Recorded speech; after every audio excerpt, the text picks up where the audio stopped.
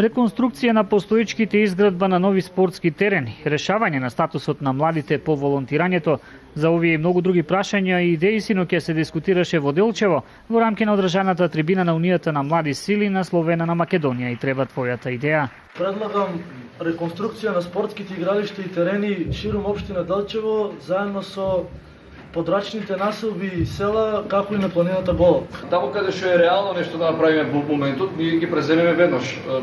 Значи, на било која забелешка дека некаде треба кошови стативи, значи ние ќе реагираме веднаш. Да има волонтирање, со тоа волонтирање да има и бенефит од тоа волонтирање, да има и работа. Во наредната програма ова прашање за младите луѓе ќе биде решено.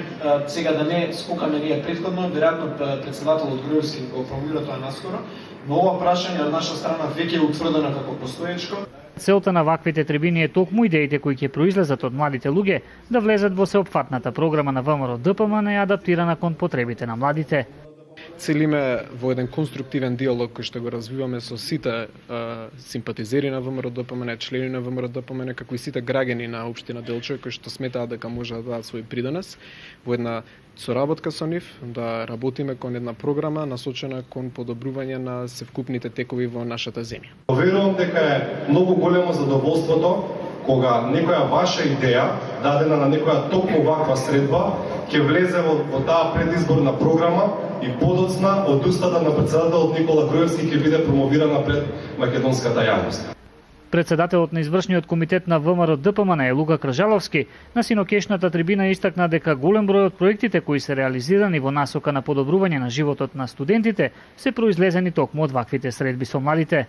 Опремување на студентските домови во Скопје и во другите градови со сушални и перални за прв пат во историјата на Република Македонија.